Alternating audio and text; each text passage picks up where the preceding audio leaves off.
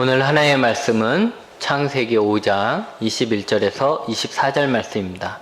우리 함께 읽겠습니다. 에녹은 65세 무드셀라를 낳았고 무드셀라를 낳은 후 300년을 하나님과 동행하며 자녀들을 낳았으며 그는 365세를 살았더라. 에녹이 하나님과 동행하더니 하나님이 그를 데려가심으로 세상에 있지 아니하였더라. 아멘. 오늘 말씀의 제목은 하나님과 동행하기입니다. 동행이라는 단어는 따뜻한 느낌을 주는 단어이고 왠지 힘이 되는 그런 단어입니다.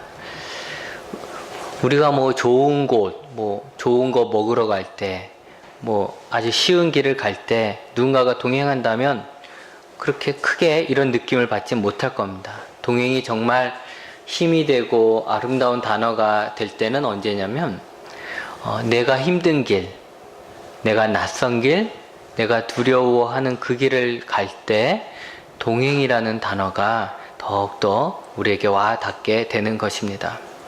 물론 동행도 누구랑 하느냐가 중요하죠. 내가 싫어하는 사람하고 동행하면 지옥 같은 거고, 내가 좋아하는 사람, 내가 의지할 만한 사람과 함께 동행하면 그 단어가 우리에게 이제 힘이 되는 것입니다. 그런 것 같습니다. 누군가가 나와 함께 한다는 것, 그것이 큰 힘이 되고 용기도 생기게 됩니다. 창세기 5장은 아담에서 노아까지 이르는 계보를 나열하고 있는 것입니다. 다들 어떤 형식이냐면 누가 몇 살에 누구를 낳았고 몇 년을 살다가 죽었다라는 식으로 이제 계보를 정리했습니다. 근데 이 계보를 읽다 보면 조금 특별한 사람이 나타나게 됩니다. 그가 바로 에녹입니다. 에녹은 365세를 살았습니다. 365세를 살았다고 하면 무척 오래 산 것 같지만 그 당시의 사람들에 비하면 오히려 짧게 산 것입니다.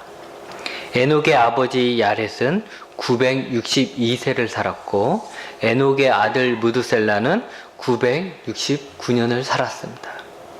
그러면 에녹은 자신의 아버지나 자신의 아들에 비해서 반도 못 사는 거예요. 그런데 놀라운 것은 뭐냐면 에녹은 죽었다라는 말은 없습니다. 대신에 하나님이 그를 데려가셔서 세상에 있지 않다라고 했습니다. 다른 사람들은 다 살다가 결혼하고 애 낳고 그래서 죽었는데 에녹은 하나님이 데리고 가셨다라고 했습니다. 왜 하나님은 에녹을 데리고 가셨을까요? 다른 설명은 없고 에녹이 하나님과 동행했다고만 합니다. 에녹은 이 땅에서 하나님과 동행하는 삶을 살았고 에녹과 동행하시던 하나님이 에녹을 데리고 가신 것입니다. 에녹이 하나님과 동행했다 해서 여기에서 동행은 무슨 뜻이냐? 걷다, 오다, 가다란 뜻이에요. 정말 단순한 뜻이에요. 걷는다, 갖는다, 간다, 오다란 뜻입니다. 그렇다면 에녹이 하나님과 함께 걸었다 이런 뜻이에요. 그냥 동행이라고 했을 땐 그런 뜻이죠. 우리가 아는 것처럼 그런데요. 하나님은 눈에 보이지 않는 분이잖아요. 하나님은 눈에 보이는 분이 아닙니다. 그런 분하고 말 그대로 함께 걷는다는 거, 이거 사실은 불가능한 것입니다. 그래도 동행했다라고 적혀 있어요. 그러면 우리가 생각할 때 에녹은 어떻게 하나님과 동행했을까? 보이지도 않는 하나님 하고 하나님하고 어떻게 동행했을까라는 것이죠. 하나님과 동행했다라는 말은 에녹 말고 뒤에 노아를 설명할 때도 그렇게 나옵니다. 노아는 에녹의 증손자인데 6장 9절에 노아에 대해서 뭐라고 그러냐면 노아는 의인이요 당대의 완전한 자라 그는 하나님과 동행하였다라고 했습니다. 노아도 하나님과 동행한 자였습니다. 우리는 노아에 대해서는 에녹보다 더 많이 알고 있습니다. 하나님은 사람 사람의 죄악이 세상에 가득 찬 것을 보시고 사람들을 지으신 것을 한탄하시면서 하나님 창조한 모든 생물을 멸하려고 하셨습니다. 그때 유일하게 한 사람이 하나님의 은혜를 입게 됩니다. 그가 바로 노아입니다. 노아가 죽어야 될 모든 사람들 중에서 거기에 속하지 않게 된 것은 그는 의인이고 완전한 자였기 때문입니다. 이것이 바로 하나님과 동행한 노아의 삶의 모습이라는 거예요. 하나님과 동행한다는 것, 그것은 그 당시 사람들과 다른 삶의 모습이었습니다. 그것은 보통의 사람들과 다르게 사는 것을 말을 합니다. 노아는 그 당시 사람들과 다르게 살았습니다. 그 시대의 풍속을 따르지도 않고 시대적 흐름, 유행, 문화 이런 거 따르지 않았습니다. 특히 그 시대의 죄악을 그는 따르지 않았습니다. 모든 사람이 하나님을 떠나고 죄를 지으며 살아갈 때 죄를 짓지 않고 살아간다는 거, 그건 다른 사람들에게 비난을 받거나 놀림을 받을 수 있습니다. 유별나게 군다는 것이죠. 자기만 깨끗한 척 한다라는 말을 듣게 되지요. 남들은 하나님께 예배하지 않는데 꼬박꼬박 시간을 정해서 하나님께 예배하는 거 쉽지 않습니다. 많은 사람들은 자기네들이 하고 싶은 대로 하는데 꼬박꼬박 하나님이 원하시는 일을 한다는 거 쉽지 않습니다. 어쩌면 남들이 하지 않는 것을 하기 때문에 사람들에게 미쳤다라는 말을 들으려는지도 모릅니다. 그럼에도 불구하고 노아는 그렇게 살았다는 거예요. 다른 사람들과 다르게 그렇게 살았습니다. 그는 하나님의 말씀을 잘 지키며 살았습니다. 그만큼 하나님과 친밀한 관계를 유지할 수 있었죠.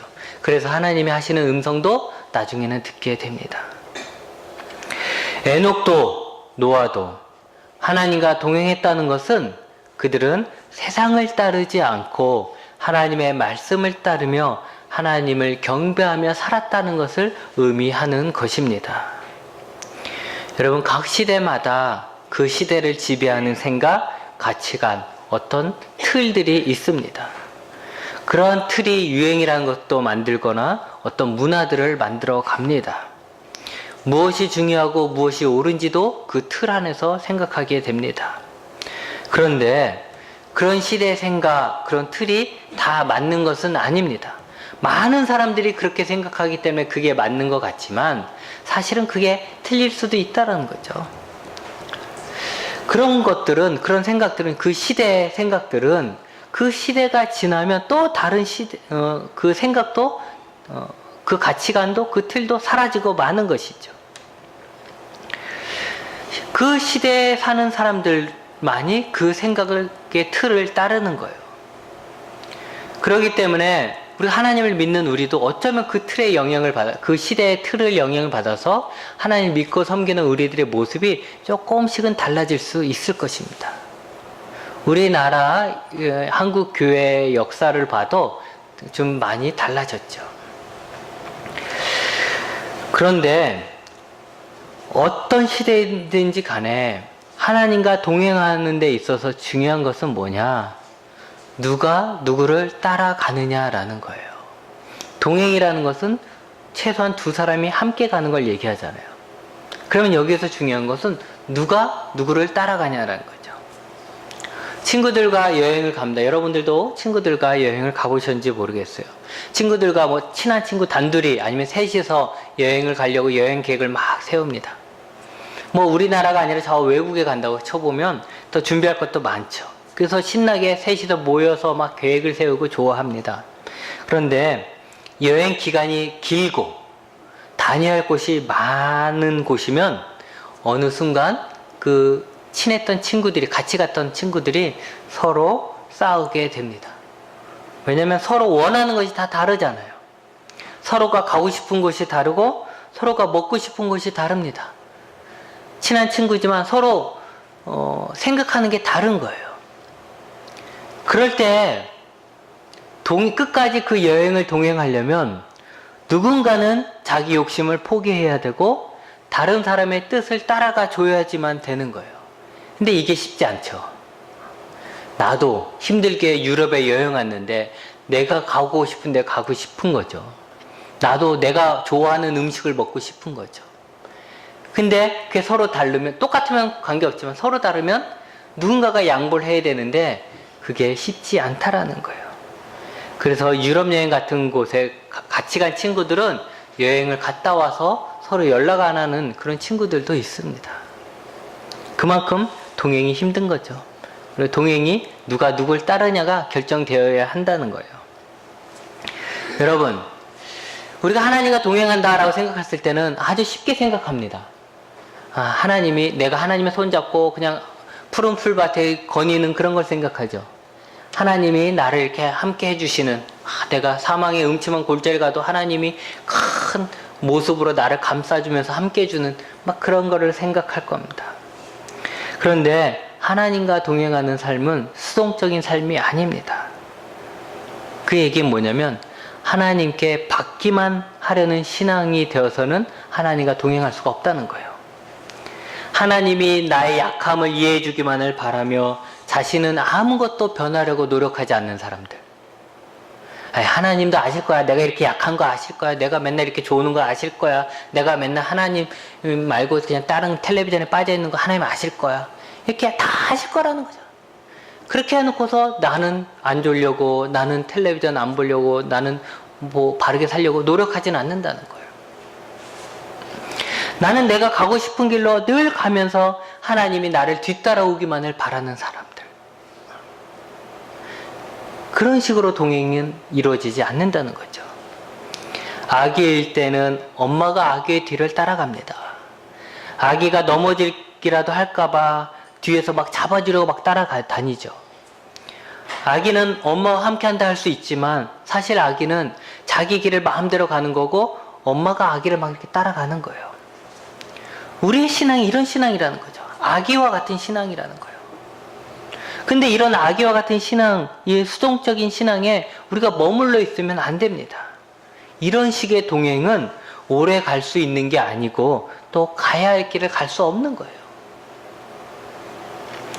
하나님과 동행하는 방법은 하나님이 나를 따라오는 것이 아니라 내가 하나님을 따라감으로써 함께 있는 것이고 함께 걷는 것입니다.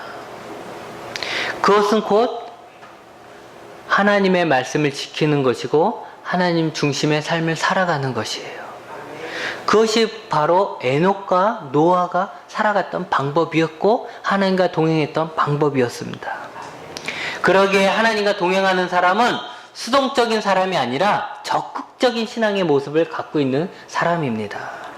하나님이 바라보는 곳이 어디지? 거길 나도 봐야지 라고 하는 사람이고요. 하나님 말하는 게 뭐지? 내가 그걸 들어야지 하는 사람이라는 거예요.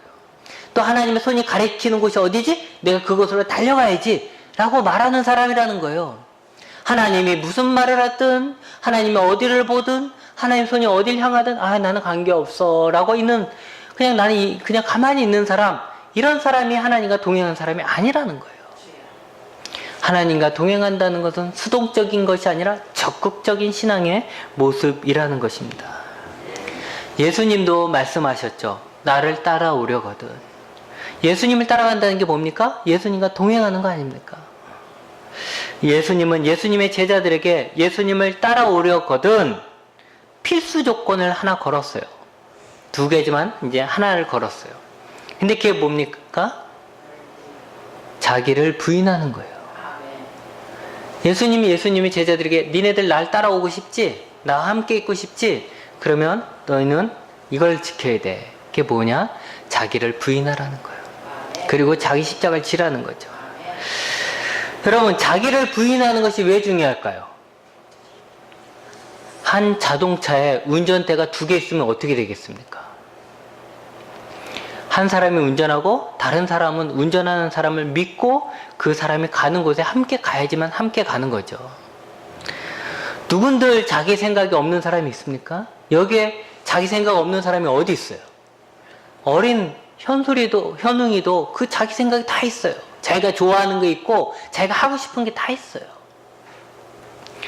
자기 욕심 없는 사람 없고 자기 생각이 틀리다고 맞다라고 생각하는 사람들이 많다라는 거죠. 그러나 예수님을 따르려고 하면 그런 것들이 없어져야 한다는 거예요. 적어도 자기보다, 내가 똑똑하다 생각할지 몰라도 나보다 예수님이 더 똑똑하다라고 생각하는 사람이에요. 적어도 나보다 예수님을 먼저 생각할 수 있는 사람이 되어야 하는 거예요. 그래야 우리가 예수님과 동행할 수 있는 것입니다.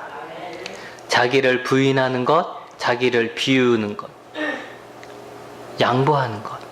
어떻게 보면 되게 나약한 소리 같고 아무것도 안 하는 것처럼 들리지만 오히려 그 반대라는 거예요. 가만히 있으면, 우리가 진짜 아무 생각 안 하고 가만히 있으면 나는 나 중심으로 살게 됩니다. 그것이 본능이에요. 우리가 아무 생각도 안 하면 무의식 중에 우리가 어떻게 행동해요? 내가 먹고 싶은 걸 먹죠. 내가 하고 싶은 말을 해요. 내가 하고 싶은 짓을 해요. 안 돼. 여기는 이런 경건한 자리니까 이렇게 하면 안 되지. 이렇게 하면 안 되지. 이런 생각으로 내가 나 자신을 다잡지 않으면 무의식 중에 우리가 아무 생각이 없으면 나도 모르는 사이에 그냥 내가 하고 싶은 대로만 한다는 거죠. 그러니까 그게 본능이라는 거예요. 그런데 그런 본능을 거스르고 예수님의 뜻대로 살아간다는 거, 이거는 정말 치열한 전쟁과 같은 것입니다. 그러기 위해서 늘 깨어 있어야만 하는 것이죠. 또 늘 자신을 돌아봐야만 하는 것입니다. 또 늘 예수님께 매달려야 하고 언제나 예수님을 100% 신뢰할 수 있어야 돼요. 예수님을 90%만 신뢰해도 우리는 10%의 불신으로 인해서 예수님을 따라가는 것이 아니라 이거만큼 내 생각이 맞는 것 같아, 이렇게 가게 된다는 거예요. 그렇기 때문에 예수님과 동행하려면 예수님을 신뢰하되 몇 프로? 100% 온전히 신뢰할 수 있어야만 하는 것입니다. 그러기에 여러분, 우리가 하나님과 동행하는 삶을 산다는 것은 우리가 그냥 살아간다라는 의미가 아니라 내 삶의 현장에서 또는 나 자신과 치열하게 싸운다는 것을 의미합니다. 여러분, 우리의 나태함, 그것은 우리로 하여금 하나님과 멀어지게 만듭니다. 우리의 무지는 하나님의 길을 가리게 됩니다. 예수 그리스도를 믿는 우리에겐 성령님이 오셨습니다. 성령님이 각 사람의 심령 속에 함께 계십니다. 그래서 우리는 하나님과 동행하는 것이 어떤 비유나 상징이 아니라 진짜 같이 걷는, 같이 살아가는 의미가 우리에겐 되는 것이에요. 성령님이 우리 가운데, 성령 하나님이 우리 가운데 있으니까, 우리와 함께 하시니까 그게 진짜 말 그대로 된다는 거죠. 그런데 중요한 것은 성령님이 우리에게 오셨어도 우리의 태도에 따라서 그 성령님하고 더 많이 잘 동행할 수도 있고, 아니면 우리에게 오신 그 성령님마저도 우리가 소멸시킬 수가 있다라는 거예요. 성령님과 동행하기 원한다면 우리는 육신에 속한 사람으로 사는 것이 아니라 성령에 속한 사람으로 살아야 합니다. 우리가 육신을 따라 사는 삶을 산다면 우리는 하나님과 멀어진 삶을 살게 되는 것이고, 결국 그것은 우리가 의도하지 않았다 할지라도 성령님을 우리 마음속에서, 우리 심령 속에서 몰아내는 거예요. 그것이 성령을 소멸시키는 것이고, 결국 그럴 때 우리의 삶에 죄의 열매를 맺어가게 되는 것이죠. 이렇게 살면 예수님을 믿어도 예수님이 주시겠다고 했던 그 약속을 우리 삶 속에서 열매 맺을 수가 없는 거예요. 여러분, 성경을 잘 읽어보세요. 하나님, 구약의 하나님을 뒤로 놓고 그냥 예수님 말씀만 보더라도 예수님이 우리에게 하신 약속들이 얼마나 많이 있습니까? 그 좋은 것들 다 우리 걸로 만들고 싶잖아요. 근데 왜 예수님 믿어도 우리가 그런 삶 속에 예수님이 주겠다고 했던 그것들이 없냐는 거죠. 그 이유가 뭐냐? 결국 우리 안에 계신 성령님을 기쁘시게 하는 삶을 사는 것이 아니라 그 성령님이 싫어하는 육신에 속한 삶을 살기 때문에 그런 열매를 못 맺는 것입니다. 우리는 성령에 속한 사람으로 살아야 합니다. 성령을 따르는 사람, 육신을 죽이고 성령을 따르는 사람이 되면 우리는 성령과 더 깊은 교제를 누리게 될 것이고, 그때서야 성령의 열매를 맺어가는 것입니다. 내 안에 성령님이 계신지 잘 모르겠다고요. 그런 사람들 있죠. 그것은 왜 그럴까? 그것은 내가 지금까지 내 안에 계신 성령님에 대해서 무지했기 때문입니다. 성령님에 대해서 알지 못했고 관심도 없었던 것이죠. 성령님을 기쁘시게 하려고 하지 않았고 성령님의 뜻이 무엇인지에 대해서도 묻지 않았습니다. 신앙생활을 하되 성령님과 함께 내 안에 계신 하나님과 함께 하는 것이 아니라 그냥 학교 다니듯 나 혼자 내 힘으로 하려고만 했던 것이죠. 성령님이 내 관심 밖에 있었던 거예요. 그렇기 때문에 성령님이 내 안에 계신지 안 계신지도 모르는 거고 성령님과 함께 교제한다는 것들 모르는 거예요.